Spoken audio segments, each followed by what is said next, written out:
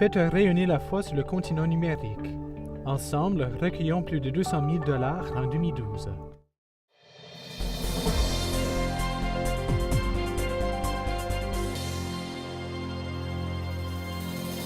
Bonsoir mesdames, messieurs et bienvenue à Perspective. Aujourd'hui, je vais vous parler d'un livre qui est sorti en novembre 2011, Temps de crise, temps d'espérance, une église en pleine traversée. C'est un livre écrit sous la direction de Hélène Champagne, théologienne et professeure de théologie à l'Institut de pastoral des Dominicains de Montréal. Et j'ai la joie de l'accueillir aujourd'hui dans le studio. Bonsoir Hélène. Bonsoir. Merci d'être avec nous. Donc ce livre est sorti il y a 1 an et c'est un collectif en fait. C'est sous votre direction et donc il y a plusieurs professeurs de l'Institut de pastoral des Dominicains qui ont participé à ce livre. Expliquez-nous un petit peu plus. En 2010, nous avons fêté notre 50e anniversaire et à l'occasion, nous voulions offrir le fruit de nos réflexions communes, le fruit du travail que nous partageons, nous échangeons beaucoup ensemble. Et toute la question de l'Église actuellement est une question chaude, une question importante. Des gens se font du souci pour son avenir, justement. On a vraiment pris le temps d'échanger entre nous, de réfléchir aux ponts, aux liens qu'il y a entre chaque chapitre. Alors, 4 professeurs ont écrit justement ces chapitres. Je pense à M. Bruno Demers, dominicain, qui a commencé un des chapitres sur la réflexion sur la modernité et son implication dans la société d'aujourd'hui. Jean-Louis Larochelle, dominicain lui aussi, qui fait une réflexion sociologique sur le monde québécois, en particulier son évolution, les enjeux ecclésiaux, en particulier au Québec. Un dernier chapitre est avec Mme Sylvie Latreille, ecclésiologue à l'Institut de pastoral, qui fait une réflexion sur les visages d'Église et comment ils sont transformés par la société changeante. Et j'écris un chapitre sur l'espérance.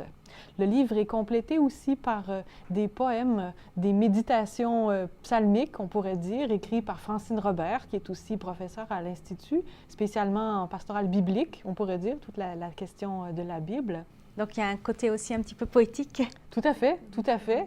Et c'est complété aussi par des questions pour nous aider à approfondir chaque chapitre qui ont été préparés par Daniel Cadrin, dominicain lui aussi, et directeur à l'Institut de pastoral. Et alors, parlez-nous un peu plus de votre chapitre, puisque vous êtes là. Le chapitre s'intitule plus spécialement « Risquer l'espérance ». Il me semble que l'espérance, c'est justement un risque. Hein?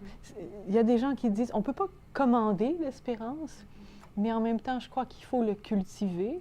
Puis il y a aussi un choix de prendre le risque. J'élabore sur 3 niveaux d'espérance. Une espérance plus proprement humaine. J'espère que demain, il va faire beau. J'espère que l'entrevue va bien se passer. Une espérance plus religieuse. Je me rends compte que mes espérances, elles sont finalement un peu limitées. Le monde dans lequel je vis me dépasse. Hein? Et puis, je crois qu'il y a quelque chose donc, qui me transcende, qui me dépasse infiniment. Il y a un Dieu. Et cette espérance religieuse, c'est l'espérance que Dieu va veiller aux choses. Le 3e niveau d'espérance dont parle Louis Roy, entre autres, et que j'essaie d'élaborer un peu ici, c'est une espérance de l'inattendu de Dieu. Ce qu'on espère nous est déjà donné. C'est ce qu'on dit dans les évangiles, dans les épîtres. Nous avons déjà reçu le salut, puis en même temps, on a sans cesse à le découvrir. Il a sans cesse à s'actualiser. On a sans cesse à l'accueillir. Est-ce que ce n'est pas vrai aussi pour l'Église? Est-ce que nous avons à être ouverts, nous avons à nous engager?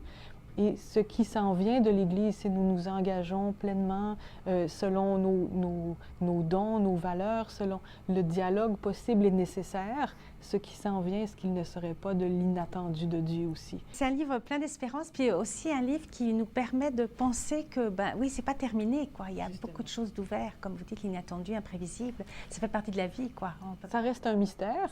Comme dit saint Paul, si on le connaissait, ça ne serait plus de l'espérance. Si on savait déjà, ce n'est plus de l'espérance. Mais en même temps, je crois que Dieu ne peut pas nous faire faux bond.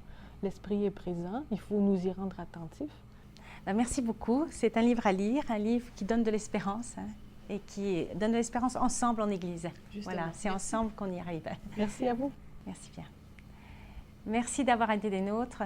À la prochaine.